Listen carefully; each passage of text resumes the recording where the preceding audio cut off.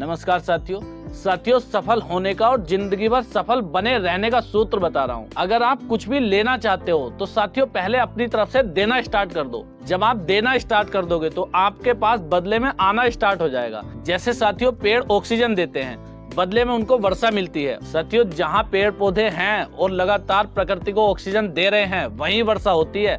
देखो रेगिस्तान में पेड़ पौधे नहीं है, वो ऑक्सीजन नहीं दे पाते तो वहाँ वर्षा भी नहीं होती है। एक बार की बात है साथियों, किसी नगर में बड़े धनवान सेठ रहा करते थे। आसपास के क्षेत्र में उनकी अमीरी का, उनके धन दौलत का नाम था। उनका व्यापार बहुत अच्छा चलता था साथियों।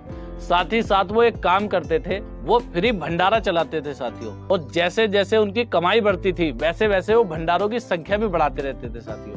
पहले उन्होंने एक जगह भंडारा करना शुरू करा, उसके बाद अधिक कमाई हुई 2 जगह, 3 जगह, 4 जगह, ऐसे बहुत जगह उनके भंडारे चलते थे साथियों। बड़े सुख चैन के दिन बीत रहे थे, भंडारे भी अच्छे चल रहे थे, कमाई भी अच्छी चल रही थी। लेकिन एक दिन क्या हुआ साथियों, उनकी पत्नी से उसकी किसी सहेली ने यह कह दिया कि तुम्हारे पति क्या फिजूल खर्च करते रहते हैं। अब बताओ इतनी जगह भंडारे चला रहे हैं, चलो भंडारे भी करने हैं, कम चला लो, जरूरी थोड़ी है कि तुम 10 जगह 20 जगह भंडारे चलाओगे।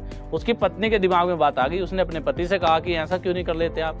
उसने कहा कि तुम भंडारों की चिंता मत करो, धन दौलत की अपने पास कमी नहीं है, ये भंडारे चल रहे हैं, इनको चलने दो।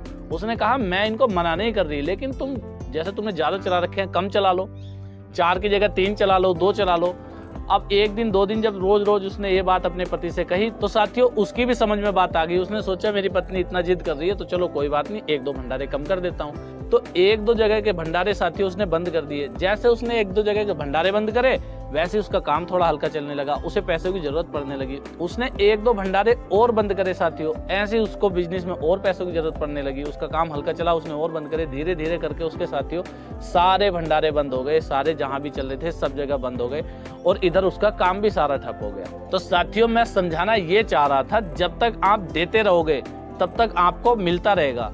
अब जरूरी नहीं है कि भंडारे ही चलाने हैं आपको, क्योंकि कुछ लोग कहेंगे कि भंडारे के तो हमारे पास पैसे नहीं है। तो साथियों बहुत ज्यादा की जरूरत नहीं, किसी भूखे को खिला दिया, पशु पक्षियों को खिला दिया, चींटियों को खिला दिया। मतलब कहने का ये है कि अपनी तरफ से परोपकार करते रहो। और जरूरी नहीं है साथियों खिलाने का ही, शारीरिक मदद भी किसी की कर सकते हो। कोई रोड पार करना चाह रहा है, रोड पार नहीं कर पा रहा, उसकी रोड पार करा दो। किसी को थोड़े सहारे की जरूरत है तो शारीरिक मदद कर दो। धन दौलत रोटी कपड़ा मकान, जिस तरह से भी आप मदद करने के लिए सक्षम हो उस तरह से मदद कर दो। हल्की मदद करने में सक्षम हो हल्की कर दो, शुरुआत तो करो साथियों। कभी ऐसे लोगों की मदद करके देखना साथियों जिनसे बदले में आपको कुछ मिलने की संभावना ना हो। जैसे जो पशु घूमते हैं साथियों, इधर गाय भैंस कुत्ता बिल्ली घूमते हैं, उनको खिला के देखो। अब ऐसा नहीं है कि किसी ने कुत्ता पाल रखा है उसके कुत्ते को बिस्किट खिला दो, भाई उसके पास तो भरपूर मात्रा में खाने के लिए है। जिसने पाल रखा है वो तो अपने को खिलाएगा ही। जो आवारा घूम रहे हैं उनको खिला के देख लो, जो गाय घूम रही है साथियों उनको खिलाओ। और भी कुछ नहीं तो चींटियों को खिलाओ। चींटी तो खाएंगी कितना, इतना सा आटा खाएंगे आपका, जितना एक दिन में आप खाओगे उतना चींटी 1 साल में खाएंगी। अगर आप कुछ भी नहीं कर सकते तो चींटियों को खिला के देख लो। और अगर आपके जीवन में, आपके व्यापार बिजनेस में, आपका कोई भी काम में अप्रत्याशित लाभ ना हो तो कहना साथियों। ठीक है साथियों, मिलते हैं नेक्स्ट वीडियो में। जय हिंद जय भारत।